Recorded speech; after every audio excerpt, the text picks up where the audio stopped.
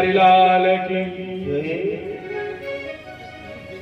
इस प्रकार से महाराज हुआ और महाराज होते होते अचानक गोपिकाओं को क्या हुआ कि घमंड हो गया कि प्रभु हमारे साथ नृत्य कर रहे हैं। और जैसे घमंड हुआ, घमंड होने के बाद घमंड ही प्रभु का आहार है, इसलिए कभी किसी को घमंड नहीं करना चाहिए। अब घमंड किया कि अचानक एक गोपी को लेकर के कृष्ण भगवान गाय गए। महाराज सो रहा था, अचानक महाराज बंद हो गया। सबने देखा कि कन्हैया कहां चले गए। अब तो गोपिकाएं जो हैं बेबल हो गई और एक गोपी किसको लेकर के गायब हो गए ये नहीं लिखा है, लेकिन संतों की मान्यता यह है कि वो गोपी और दूसरी नहीं थी, राधा रानी। हालांकि भागवत में राधा शब्द का नाम नहीं लिखा गया है, इसलिए नहीं लिखा गया है कि सुखदेव स्वामी की इष्ट देवी है राधा रानी, और उनका नाम लेते ही राधा का सुखदेव स्वामी को 6 महीने की समाधि लग जाती थी। और जब 6 महीने की समाधि लग जाती थी तो 7वें दिन में परीक्षित को कथा सुनाना है, इसलिए उनका नाम नहीं लिखा। गोपिकाएं देखती हैं कि किधर गए तो 2 पग चिन्ह दिखाई पड़ते हैं, उससे जाती हैं। अचानक मैं देखा कि एक बट वृक्ष से कहा कि भाई तुम बताओ कि हमारे प्रभु, हमारे प्रियतम, हमारे प्राणधन कहाँ गए। हवा का झोंका आया, कोई प्रत्युत्तर नहीं मिला। 4 खरी खोटी गोपिकाओं ने उनको सुना दिया बट वृक्ष को। उसके बाद पीपल के वृक्ष से जाकर के पूछती थी। जब पीपल के वृक्ष से जाकर के पूछती हैं तो पीपल भी कुछ नहीं बताता। उनको भी 4 खरी खोटी सुना दिया गोपिकाओं ने। कहा ये पुरुष जाति के हैं ना, ये क्या समझेंगे नारी हृदय की व्यथा। नारी हृदय की व्यथा तो केवल नारी ही समझती है। अब पहुंच गई तुलसी के पास। तुलसी से पूछते हैं, तुलसी ने भी नहीं बताया। कहा ये कैसे बताएगी, ये तो हमारी सौत है, सौत थोड़ी बताएगी कि कहां गए। सौत कभी बता नहीं सकती। गोपिकाएं उनको भी खरी खोटी सुना करके कुछ दूर चली गई। अब कुछ दूर जाने के बाद पृथ्वी पर एक बहुत सुंदर हरियाली थी, तो वहां पहुंच गई। पृथ्वी मैया से पूछती हैं तो पृथ्वी ने कहा कि भाई मैं नहीं जानती। अरे कहा कि ऐसा है कि तुम क्यों नहीं जानती हो, बिना हमारे प्रभु के अंग संग हुए तुम्हें ये हरियाली नहीं आ सकती। कहा ऐसा है तुम्हारे प्रभु के आने के पहले से हरियाली है। कहा असंभव। अरे नहीं, इस रूप में सही जब 12 भगवान का अवतार लिया था हमारे प्रभु ने, तब तुम पाताल में थी, तब तुमको जल के ऊपर ले आकर के स्तंभित किया। पृथ्वी में भी नहीं बताया। फिर आगे जाती हैं गोपिकाएं, तो गोपिकाएं आगे जाने के बाद देखती हैं कि एक जगह पर कुछ पुष्प बिखरे हुए हैं और बैठने के निशान मिले। जब उसको देखती हैं तो कहती हैं कि लग रहा है कि जो एक गोपी को लेकर के गायब हुए थे उसका ये श्रृंगार किया है हमारे प्रभु। अब वहां से केवल एक पग चिन्ह मिलता है। तो गोपिकाएं कह रहे हैं कि हो सकता है कि वो गोपी थक गई हो, प्रभु अपने कंधे पर ले लिए हों, क्योंकि पैर फंसा हुआ है। ढूंढते ढूंढते नहीं, जब मिली कन्हैया नहीं मिले, तब गोपिकाओं ने कहा कि उनकी लीला का अनुकरण करें, जो लीला प्रभु ने किया। अब क्या किया कि एक गोपी पूतना बन गई, एक गोपी कृष्ण बन गई। पूतना बनी गोपी कृष्ण को मारने का अभिनय किया। एक गोपी अपनी चुनरी आकाश में उड़ा करके अंगुली लगा दिया, देखो हम गोवर्धन उठा लिए। सोच रहे हैं कि यहीं कहीं होंगे, अगर उल्टी सीधी लीला करेंगे तब वो आ जाएंगे, लेकिन प्रभु नहीं आए। तो गोपिकाओं ने एक निर्णय लिया, जितनी देवियां थी, जितनी गोपिकाएं थी, कि अब अगर प्रभु नहीं आएंगे तो इसी जमुना जी में हम कूद करके अपना प्राण देंगे। अब प्रभु का सबसे सुंदर प्यारा उनको लगता है गीत, यही गीत गाएंगे और उस गीत को गाने के बाद अगर प्रभु न मिले तो हम अपना प्राण यही त्याग देंगे। एक बहुत सुंदर गीत गाया है और इस गीत के बारे में कहा गया है, लिखा गया है। इस मंगलमयी कथा को सुखदेव स्वामी राजा परीक्षित को श्रवण करवा रहे हैं।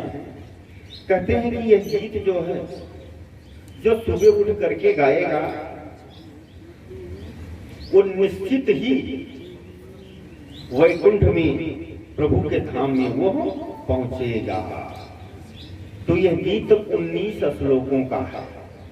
तो आइए वो गीत कौन सा है? 8 रुपए की पुस्तक मिलती है गोपी गीत के नाम से। इस गीत का पाठ सबको प्रतिदिन करना चाहिए। इस गीत को, यह गीत प्रभु को बहुत प्रिय है। वो गीत क्या है? कि जयली तेरिका जन्मना प्रजा श्रयत इंदिरा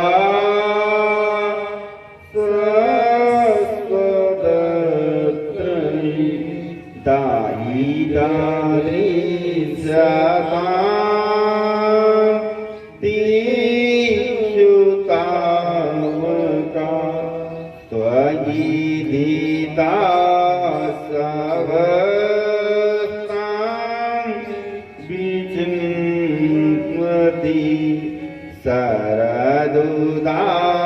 सरदुदासये साधु जात सरिस जोदर श्रीमुखादृशा सुरतनाथ ते शुल्कदासिका वरदने ज्ञतो नेह किंबदा। यह गीत है गोपी गीत के नाम से जानते हैं और इसको इसी स्वर में गाया जाता है। और जो इस गोपी गीत का पाठ करता है उसे निश्चित ही मोक्ष की प्राप्ति होती है, ऐसा लिखा गया है। क्योंकि यह गीत जो है प्रभु को अधिक प्यारा है। इधर जब ये गीत गाया, जैसे गीत गाया और गीत अंत होते होते प्रभु जो है उस एक गोपी के साथ प्रकट हो गए। और प्रकट होने के बाद फिर हुआ महान। और इधर कंस की धड़कन एक दिन नहीं प्रतिदिन बढ़ रही है। क्यों? कौन सा बालक है जो जन्म लिया गोकुल में, और गोकुल में जन्म लेने के बाद वो वृंदावन पहुंच गए पूरे गोकुलवासी। और जिन जिन राक्षसों को हमने भेजा है आज तक वो वापस नहीं आ पाए कि वापस आकर के ये बता दें कि वो किस प्रकार से मारता है। समझ गए हैं कि वो नंद का लाला है, देवकी का 8वां पुत्र स्त्री नहीं हो सकता, जो कन्या थी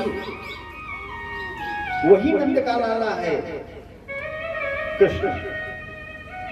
लेकिन कृष्ण को मारने के लिए हमारे यहां से जितने थे बड़े बड़े राक्षस चले गए और वापस नहीं आए, और समस्त राक्षसों को भेज दिया। अब आज वो व्याकुल हो गया है कि अब क्या करेगा। रात भर चिंतन करता रहा। रात भर चिंतन करने के बाद अचानक जो है सोचा कि हम एक एक राक्षसों को भेज देंगे तो सबको मार डालेगा। अरे हम सेना लेकर के स्वयं चलते हैं युद्ध करने के लिए। सेना को आदेश दे दिया, बाजा बजने लगा, सेनाएं सजने लगी। इतने में हरि का गुणगान करते हुए नारद जी का आगमन हो गया। आइए 2 बार भगवान नाम का उच्चारण करें। कि श्रीमन्नारायण नारायण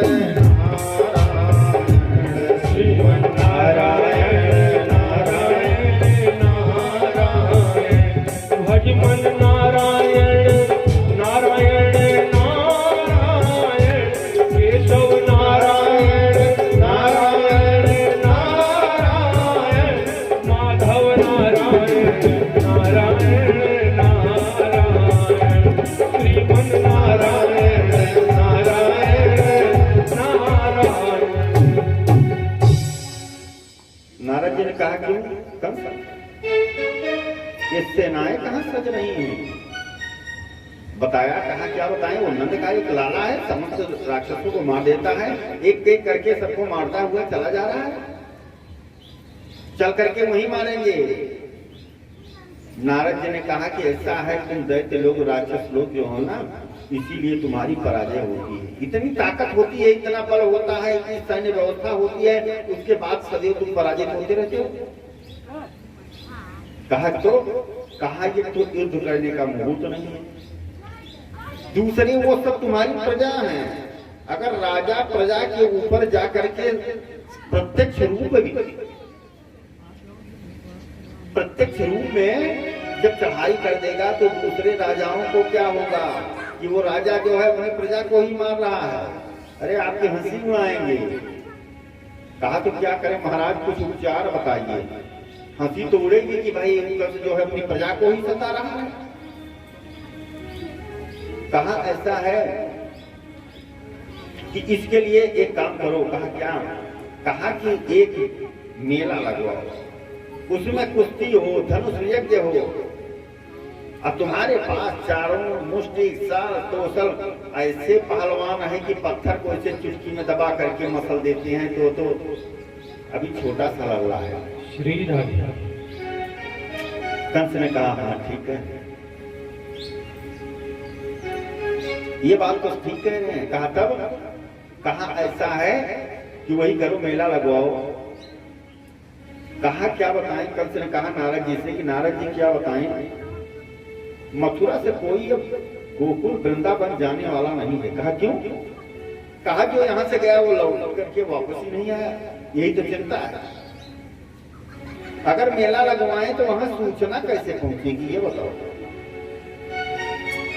नारद जी ने कहा तुम आयोजन करो, सूचना पहुंचाने की क्या बात है। कहा आप पहुंचाओगे? कहा नहीं, हम तो नहीं पहुंचाएंगे। नारद जी ने सोचा कि हम पहुंचा दें सूचना, यहाँ आकर के मार काट लो तो उसका प्रायश्चित हमें लगे। प्रायश्चित से डरते थे, डरना भी चाहिए पापा, झगड़ा कहीं लगाना नहीं चाहिए। और आजकल तुम ज्यादातर लोग झगड़े लगाते हैं। तो कहा तब क्या करें, जब कोई जाएगा नहीं तो वहां कैसे सूचना होगी। कहा अरे अक्रूर जी है ना, वो चले जाएंगे, तुम्हारे चाचा अक्रूर जाएंगे। कहा अक्रूर जी तो नहीं जाएंगे। कहा बुलाओ। जाएंगे क्यों नहीं, एक निमंत्रण पत्र लिखो, बुलाओ। अक्रूर जी को बुलाया गया।